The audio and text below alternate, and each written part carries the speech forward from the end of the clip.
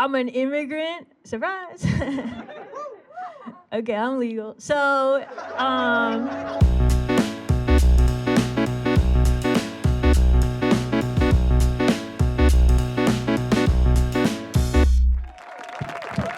thank you so much. Thank you so much, guys. This is cool, isn't it? Right? This is very cool. This is gonna be on the internet, huh? You guys been on there? I love the internet, man.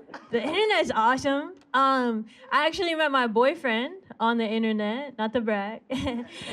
But so what happened was I put up a YouTube video. And this guy commented and he said, "This girl has loaf body." Which of course means that I have the body of a loaf of bread.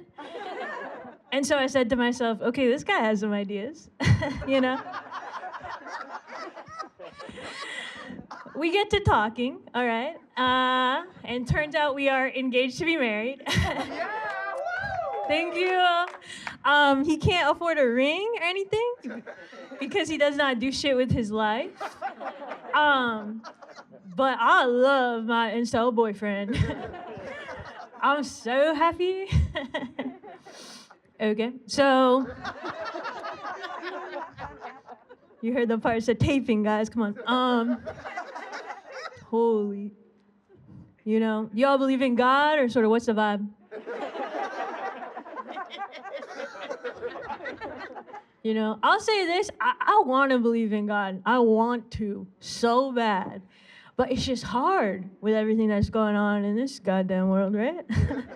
Anyone said that yet? 2020. More like, it's been bad, right? So it's been a tough year. I don't know if anyone else said that. I'll be the first. But it's been a really tough one.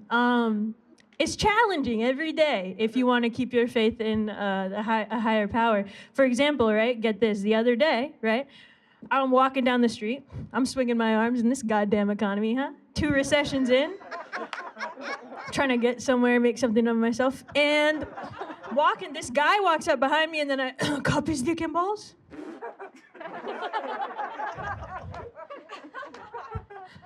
So, where was God? Not there at that moment. A little bit busy or something.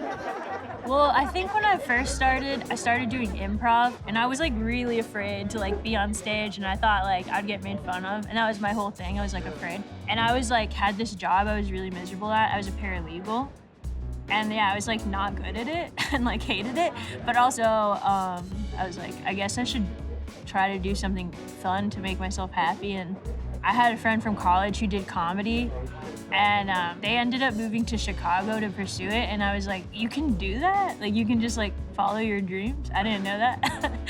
I'm from the suburbs, I'm like from an immigrant family, like I never saw anyone like do art, and I didn't even think I could do it, but I always wanted to. So then I just started doing these improv classes, and then a lot of people were like, maybe you should do stand-up, and I was like, oh, but I was really scared. And then one day my friend just put me on a show, like at a bar. It was like a bar show where it was like everyone in the crowd was like performing on the show. Like it was like a really easy place to start, and it was like all friends. And then it went well the first time. So I was like, oh wait, maybe this is like doable. Yeah, you know, it's hard to be confident in this day and age. You guys feel me, right? Oh man, I'll say it. I'll take off the mask that society forces us to wear, and I'll say, my self-esteem, it's up and down. You know, my self-esteem is sort of like former third-party presidential candidate Gary Johnson running in 2016. Sort of a very specific vibe. You know, as we recall, the 2016 election, pretty contentious one. I don't know if anyone said that, but pretty tough one. Gary Johnson, this nice old man, you know, he's running on some kind of platform made of weed, something sweet like that.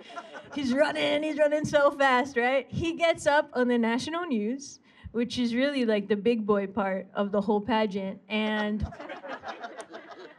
the reporter says to him, hey, Gary, how do you feel about Aleppo? And he goes, what's up?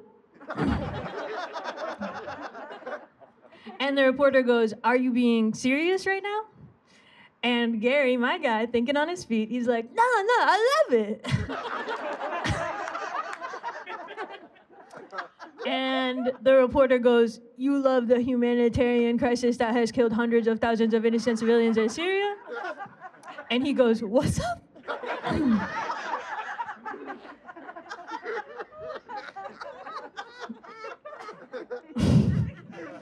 So what I'm trying to say is that sometimes I have the confidence of a white man running third party for president. And other times I'm like, "What's Aleppo?" You know? It's hard to read a lot. So very dense material. So I'm an immigrant. Surprise.